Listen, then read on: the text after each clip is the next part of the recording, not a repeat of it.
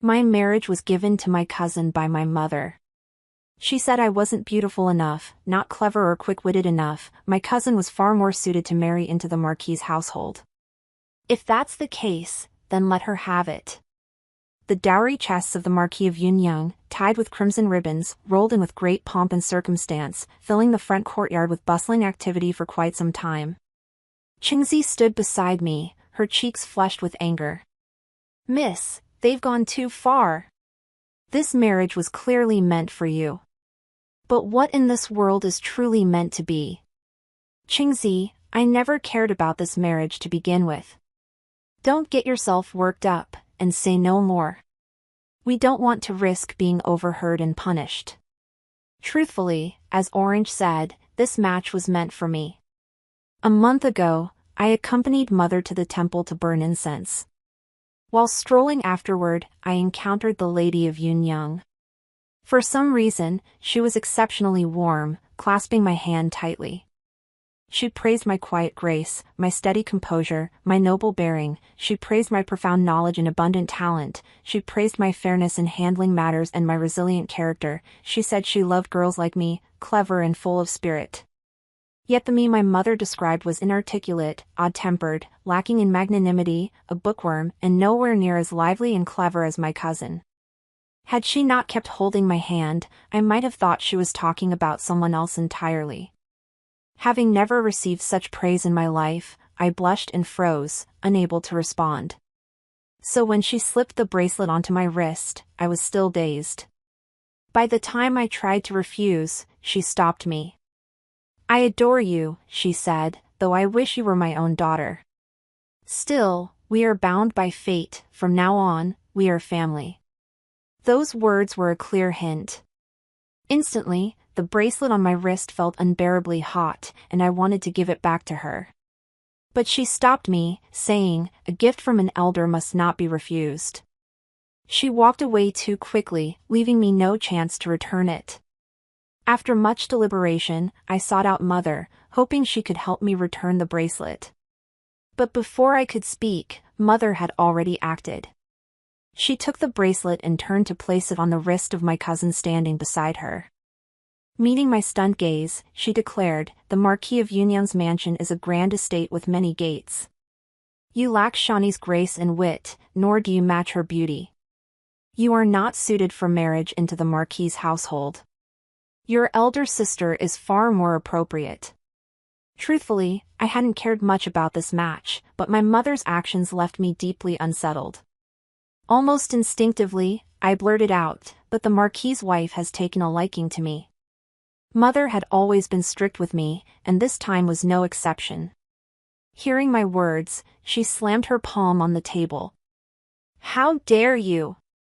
What do you mean the Marquise took a liking to you? As a young lady of good family, do you need to seek out a husband yourself? You've brought nothing but shame upon the Su family." I never imagined she could say such things. How could I not be hurt? A mother implying her own daughter is improper and disgraceful, how could that not hurt? Every time I thought I'd reached the bottom of my disappointment in her, she managed to sink it even lower. My hand, hidden in my sleeve, clenched into a tight fist, nails digging into my flesh to suppress my emotions. After a long moment, I drew a deep breath, my voice hoarse as I spoke, "Then handle it however you see fit." Seeing my concession, Mother softened her tone, "Shannon, I have plans for your marriage. This match is for your sister. Don't cause trouble, be a good girl, will you?" I said nothing, gave no nod. With stiff neck, I bid her farewell and turned to leave. Behind me came Mother's sigh, "Shani, your sister's temper is so strange, nothing like your thoughtful nature. You're the sensible one." My cousin's voice was gentle, "Auntie, my sister seems a bit upset. Should we just forget it? Don't mind her. You know her temper. Every time I try to reason with her nicely, she gets upset. She only feels better after I scold her. She'll be fine in a few days. That's my mother. Whenever she makes a demand I refuse, she lashes out with a tirade, forceful and unreasonable. I have no choice. If I agree, she then blames me for not being considerate enough, for not yielding to her from the start. I glance up at the sky above the four corners. Beyond a hollow feeling in my heart, I feel nothing else. It all seems rather meaningless. My cousin is my third uncle's only daughter. When I was 4, riots broke out where my third uncle was stationed. Though eventually suppressed, he died in the line of duty. Auntie, weakened by illness, carried uncle's body home before collapsing. My cousin became an orphan overnight. Grandmother had always favored uncle's family more. After that, she fell gravely ill. When she recovered, she guarded my cousin like the apple of her eye. My mother, as both my cousin's aunt and the matriarch of the clan, took on the responsibility of caring for her. From then on, my mother became like a mother to my cousin. When goods were purchased for the household, my cousin always chose first. Whatever remained was distributed to the other sisters.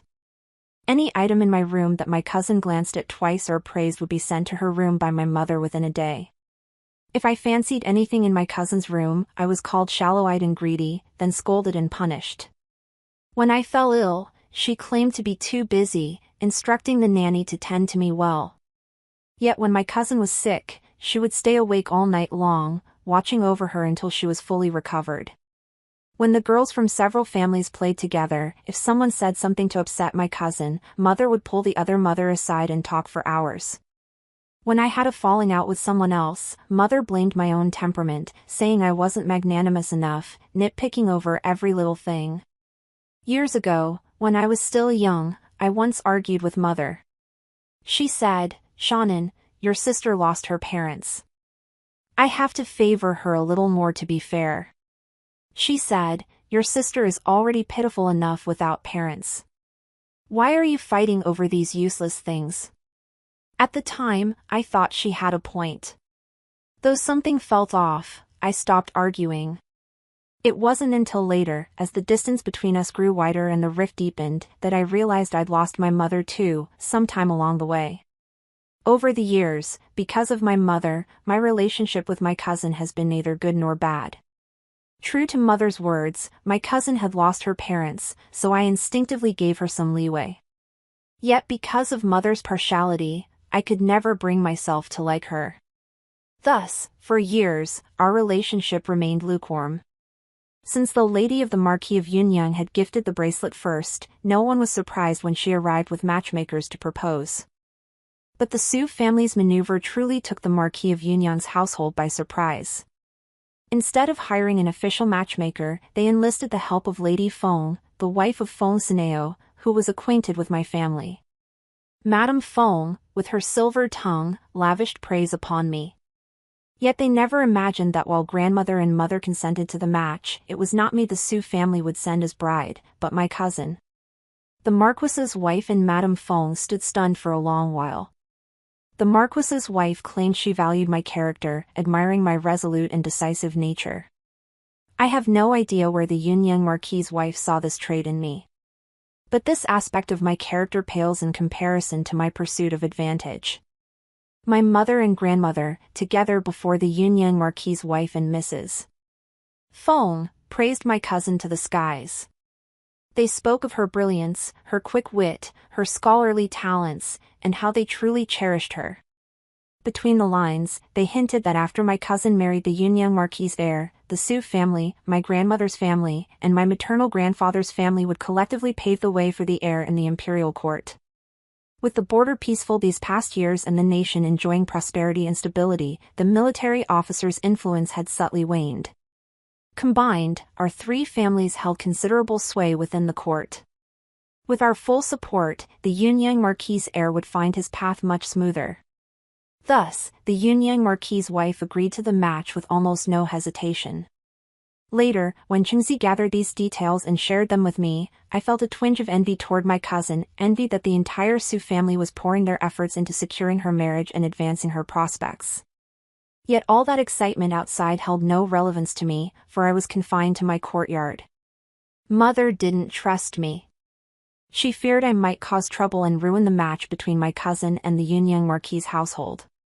Even when I insisted that giving her the bracelet meant I had no further designs, she refused to believe me. So, under the pretense of watching over me, Mother sent 2 matrons to confine me within the courtyard, forbidding me to leave. By the time I was allowed out, the 2 families had already progressed to the betrothal ceremony stage. I asked Qingzi, what about my cousin's original betrothal? Yes, my cousin did have a betrothal. It was an arranged marriage set by third aunt when she was alive, for my cousin to marry a cousin from her uncle's family. But over the years, third aunt's family gradually lost influence, and the match was seldom mentioned. Grandmother, mother, and most of the Su family had poured their hearts into securing a suitable match for my cousin. Qingzi said, the second young lady's original match was given to Miss Shansuin by the first lady. Shansuin was the younger sister born to concubine Yang, a rather timid young woman. Though Auntie San's family had grown weaker compared to years past, their foundation remained solid. My cousin's original fiancé was also quite capable. He had since passed the provincial examination. Marrying him would be a decent future for the younger sister. To the Su family, my mother was undoubtedly a qualified matriarch. Therefore, father held her in great respect. After the day of my cousin's betrothal gifts, my confinement was lifted. Father said, Shannon, you've suffered wrongs. But your mother is the matriarch, her burdens are heavy. Do not blame her. So they knew I felt wronged. But they didn't know that my grievance had never been about these external things. My grievance was never that they favored my cousin, but that they didn't cherish me. Yes, they didn't cherish me. Father held office in the imperial court, burdened with heavy responsibilities, while also navigating social obligations to secure the family's future. Mother managed the vast affairs of the Su household, while also caring for my 2 brothers and my cousin. Perhaps their initial affection for my cousin stemmed from clan prestige or blood ties. But human energy is finite. They couldn't manage it all, so they abandoned me. They chose my cousin instead, more docile, more compliant, and capable of securing them a better reputation. That marriage proposal from the Yunyang marquis estate was merely the trigger, exposing the truth behind the thinning bond between my mother and me. Even after the confinement ended, I seldom left the courtyard. Truthfully, I've never been one for activity. I find peace in stillness. Before, I would visit mother daily without fail to pay my respects. But after being confined, our relationship grew so cold I stopped going. Sometimes she would remember and send someone to fetch me. If not summoned, I wouldn't move. She thought I was still upset about that marriage, so unusually, she didn't scold me. After another dinner where she summoned me to keep her company, I bowed to take my leave. She called me back, Shannon, in a few days it will be Consort Xian's birthday celebration in the palace. You will accompany your mother. I have prepared garments for you, have them sent over shortly so you may try them on. I quietly lowered my head and replied, understood. Her expression darkened at my lukewarm response, though she managed to restrain herself. Shannon, you've been sulking long enough. I am your mother. You must understand the heavy burden I carry. I understand. How could I not? But understanding is one thing, liking is quite another. Just as she constantly claims to be my mother, yet never truly cherishes me. Some things don't yield good outcomes just because you understand or know. I continued in the same flat tone, all right, mother. You. My attitude infuriated her. I hurried away before she could explode. Mother always thought I was still sulking over that marriage arrangement. Even when I said it wasn't about that, she wouldn't believe me. Truth is, she doesn't understand me. She doesn't realize that anything she can take from me is something I don't truly care about, something I can easily let go of. But when it comes to what I truly cherish, I'll throw tantrums, roll on the floor, go crazy, and refuse to give it up. Like that little fox kit my uncle gave me half a year ago. It was pure white all over, with just a tuft of brown fur on its head. I loved it dearly and raised it like a precious treasure. My cousin saw it and complimented me twice on how well I cared for it, saying it was clever and adorable. Not 2 days later, while I was out, my mother decided to give the cat to my cousin's courtyard, saying, if she likes it, it's hers. My temper flared instantly. I stormed into my mother's courtyard demanding it back. I argued that the cat was a gift from my uncle. How could she decide to give it away? My mother grew angry too. She seemed especially quick to anger around me. I'm your mother, she snapped. I gave birth to you. How can I not decide what to do with your cat? She always acted this way. Because she was my mother, she believed she had the right to control my belongings. Naturally, I refused. I wouldn't argue with her. I ran to my cousin's courtyard, scooped up the cat, and tried to leave. Mother followed, shouting at me to put it down. How could I listen? After a few heated exchanges, my anger flared and I smashed my cousin's porcelain set. It was a gift from grandmother. Grandmother, too, grew furious.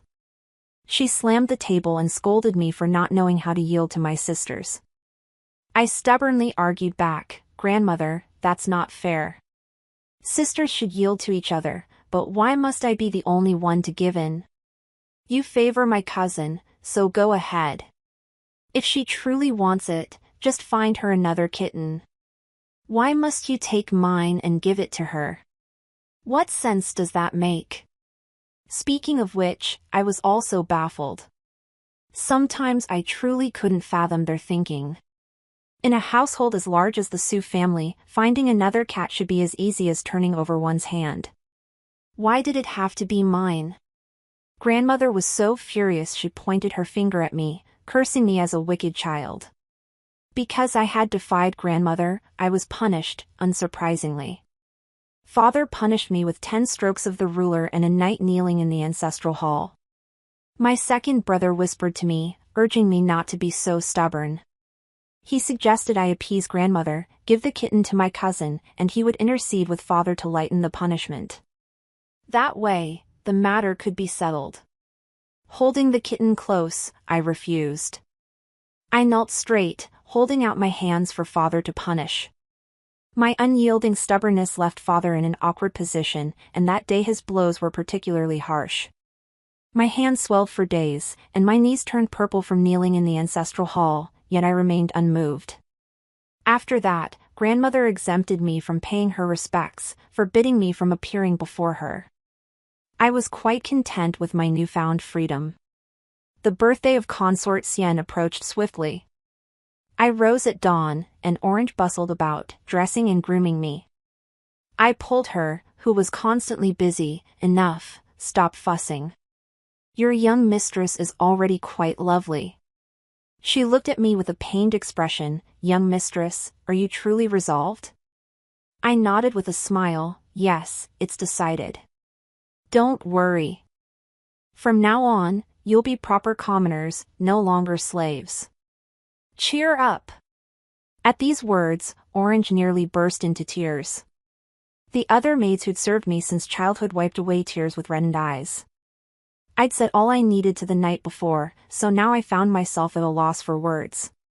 All I could do was wish them happiness and peace in the days ahead. Then I rose and headed to my grandmother's courtyard. This was our first meeting in half a year. Still displeased by my previous defiance, she stiffly reminded me and Shanling to watch our words and actions, lest we bring shame upon the family. I nodded in agreement.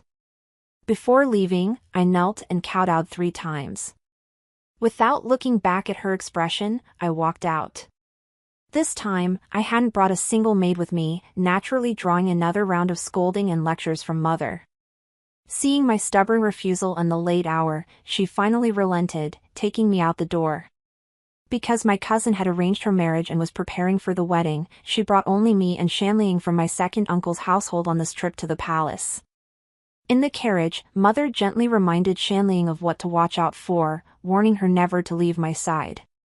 She also reminded Shanling that the imperial preceptor would be present today, urging her to be especially careful not to offend him. From court etiquette and dining protocols to the temperaments of the noble ladies, Mother quietly lectured Shanliang at length.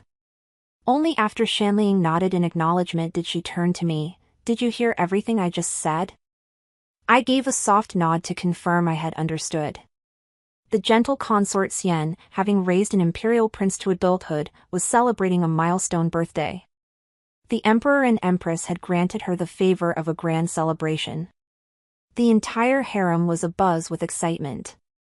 By the time we arrived, many officials and their wives were already present. After instructing me to behave properly, Mother led Shanliang off to chat with familiar ladies. Shanliang was nearing marriageable age, and Mother was laying the groundwork for her future match. I glanced at Mother and my cousin, who looked as close as mother and daughter, effortlessly shaking off the matron Mother had assigned to watch over me. Winding through the corridors, I arrived at Feisheng Tower, the residence of the imperial preceptors throughout the dynasty. The guards at the entrance recognized the jade pendant in my hand and promptly let me through. Inside Feisheng Tower, the Grand Sage Suli sat upon the main seat in the hall, flanked by 4 young men and women dressed in plain robes, standing apart. I bowed. "Grand Sage." He hummed in acknowledgement. "You've arrived? Change your clothes. Soon I'll take you to meet the Emperor and Empress. Once you've passed through the official channels, I'll bring you back to Hongmeng Mountain." I said nothing more and followed them downstairs. Hongmeng Mountain was the only cultivation sect in the world today, though it wasn't quite as mystical as some might imagine. However, it was exceptionally skilled in divining fortune, calculating destiny, bestowing blessings, and averting misfortune. The people of Hongmeng Mountain rarely ventured beyond its peaks, yet they were deeply revered and respected by the world. Generations of the Flying Star Tower's state masters have come from Hongmeng Mountain. Yet Hongmeng Mountain enforces an ironclad rule: those who enter its gates sever all ties to their past. Everything that came before becomes irrelevant to them, as if they were born anew. Moreover, those of Hongmeng Mountain are forbidden to form attachments or start families, meaning those who enter can never have descendants. Because of these rules, even though those who descend from Hongmeng Mountain are highly revered, few aspire to enter. Only those from poor backgrounds, truly without options, and possessing exceptional talent would go to Hongmeng Mountain. I, however, was an exception. I was 12 when I first met the Grand Preceptor. That day, my aunt gifted me a Jiaowei zither, which I cherished deeply. When my mother came to claim it for my cousin, she said, "Your aunt gave your sister a pipa, but she actually preferred the Jiaowei zither. Still, it was your aunt's heartfelt gift, and she couldn't refuse. Shannon, you should give the zither to your sister. I'm the type to get stubbornly fixated on certain things. If the qin had been mine, I would have given it. But this qin was from my aunt. As Mother said, it was her heartfelt gift. I simply couldn't bear to pass it on to someone else. So I stubbornly refused, insisting I wouldn't give it up. Mother was so furious she made me kneel for an entire afternoon. My knees ached terribly. Back then, I still cared about Mother. Seeing her treat me that way filled me with deep sorrow. Unable to comprehend it, I climbed over the wall and fled the estate, crouching at the base of the wall and weeping. I don't know how long I cried. When I finally lifted my head, I saw the imperial preceptor, Suli, standing not far away, watching me. He wore an expression of profound sorrow, but his gaze was hollow, not truly focused on me at all. Only when I noticed him did he finally direct his eyes toward me. His gaze held a trace of bewilderment. "Why are you crying?" Rarely did anyone ask me anything, and this stirred a desire to pour out my heart. In a muffled voice, I said, "My mother favors others. She doesn't love me." His eyes deepened with confusion. In this world, some parents love their children, while others do not. If she doesn't love you, then you needn't care for her either. What is there to cry about? I stared at him in shock. "But she's my mother." He replied, "So what?" His words were so matter-of-fact I stood frozen, unable to respond for a long moment. I saw him several more times after that. He always carried himself like an immortal being, utterly detached from the bonds of earthly affection. He rarely spoke to me, but after that first encounter, nearly every subsequent meeting ended with him asking if I intended to go to Hongmeng Mountain. Only later did I realize cultivation wasn't so simple. Divination revealed Hongmeng Mountain required many to sustain it, perpetually short-staffed. He'd seen a glimmer of talent in me and was merely making the customary inquiry. As for when I first entertained the thought of going to Hongmeng Mountain, it was likely when the Marquis of Yunyang's wife hinted at marriage prospects before me, and instead of feeling pleased, I felt repelled. That was when I realized I truly didn't want to spend my life marrying and bearing children. My bonds with my family were tenuous, their lives would remain unaffected whether they were separated from me or I from them. It was then I discovered that going to Hongmeng Mountain might actually be a decent choice. To be revered for a lifetime while embracing solitary existence, it seemed rather fitting. After changing my clothes, I emerged to find the imperial preceptor leading us to the Fulin Pavilion, where the emperor and empress resided, also the venue for Consort Xian's birthday banquet.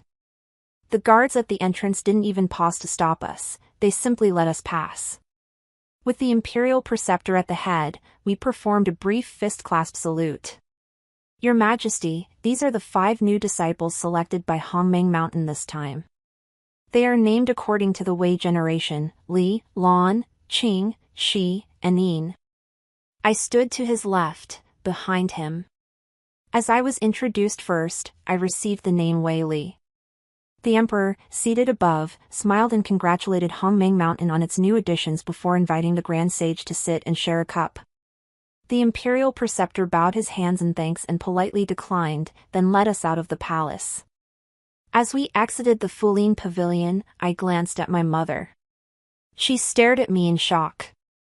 Seeing us leave, she opened her mouth as if to call out to me, but restrained herself. Suli said he would henceforth be our Shushu, a fellow disciple. We should address him Shushu, no longer as the imperial preceptor. After a few parting words, he granted us half a day to visit those we wished to see. For we would likely never meet again, and even if we did, we would be strangers. By the time we left the palace, the banquet at Fulin Pavilion was nearly over. Walking back alone from the imperial grounds, I arrived at the Su family gate almost simultaneously with my mother. Having given birth to me, I felt I owed her a farewell before departing. Before I could speak, she struck me across the face. The searing pain instantly burned my cheek. Her face twisted with fury as she glared at me. Weren't you supposed to go to Hongmeng Mountain with the imperial preceptor? Why did you come back? You're young, but your nerve is immense. Who gave you the right to decide this on your own? Do you even care about us? Her barrage of questions came crashing down. I answered what I could. I came back to say goodbye. I'll be leaving soon. She paused, her anger flaring even brighter. You dare talk back? If you're leaving, just leave. What goodbye? Who needs you? With that, she pushed past me and headed into the mansion, calling over her shoulder, You're getting bolder by the day, convincing the imperial sage to play along with your charade. If you're so capable, don't even think about stepping through this door today. She climbed the steps to the doorway in a few strides. Turning back, she saw me standing still, my brow deeply furrowed. I thought I saw her hands trembling slightly. I never imagined that after all these years as mother and daughter, our final moments together would unfold like this. Years later, when I recalled that scene, I still remembered her standing on the steps, her head tilted slightly upward, frowning at me. She said, For your insolence and disrespect toward elders, you shall stand here as punishment. Enter only when you have truly reflected. With that, she walked inside, instructing the gatekeeper to watch over my punishment. Watching her disappear, I knew my last earthly bond of kinship had snapped. Ignoring the gatekeeper's scrutinizing gaze, I calmly knelt down, bowed several times toward the Su residence's gate, then rose and walked away.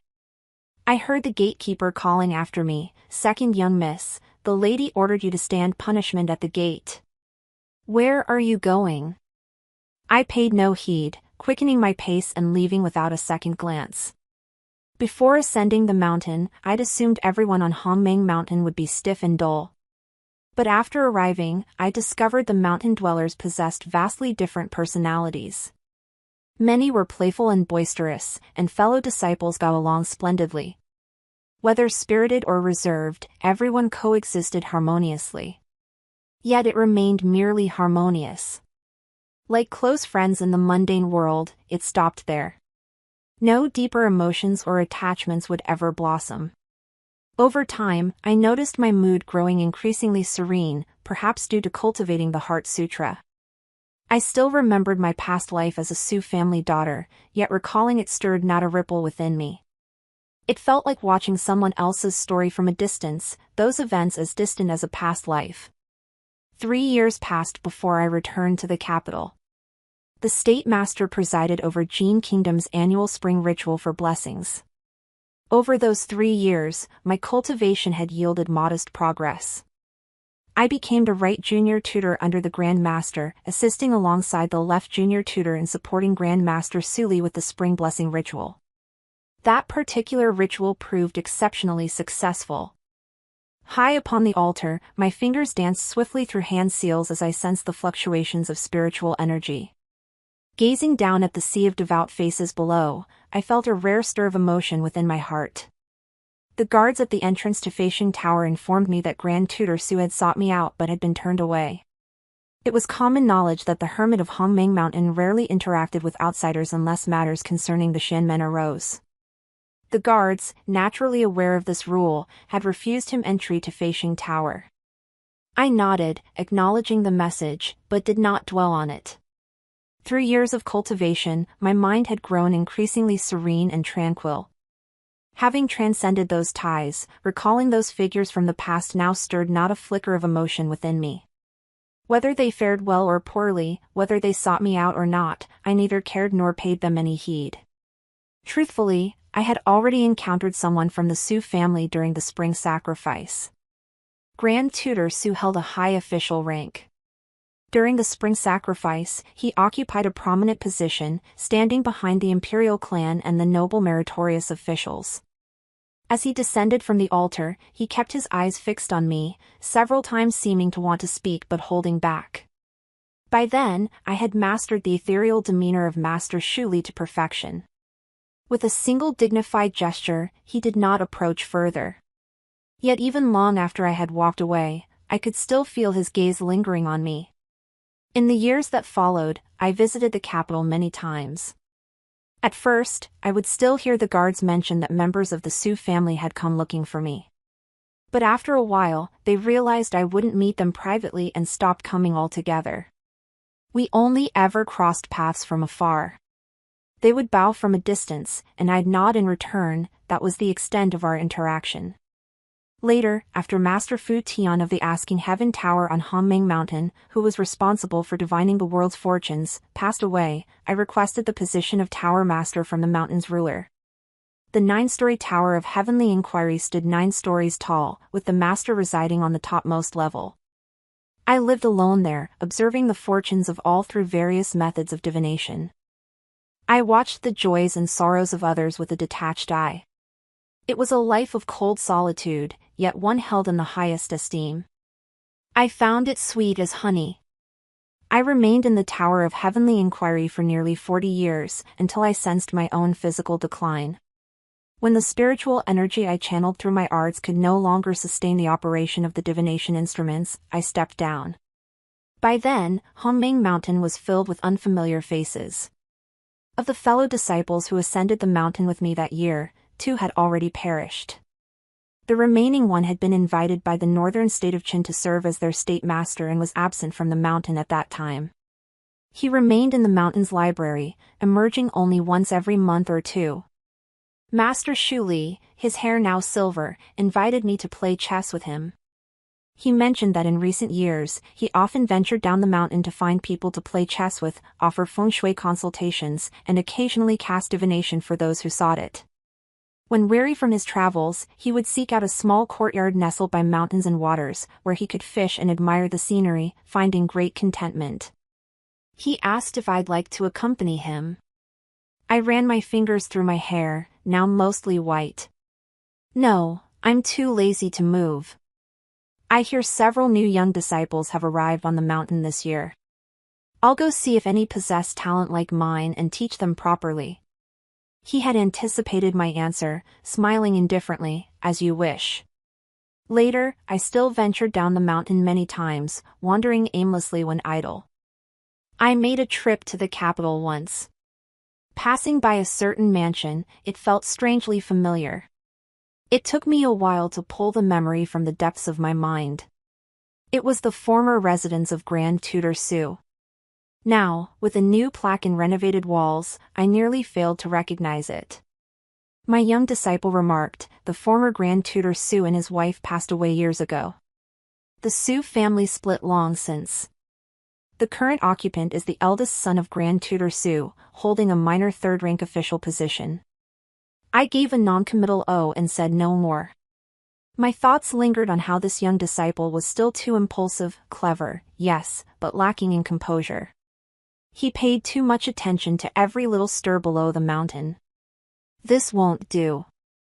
His temperament needs tempering.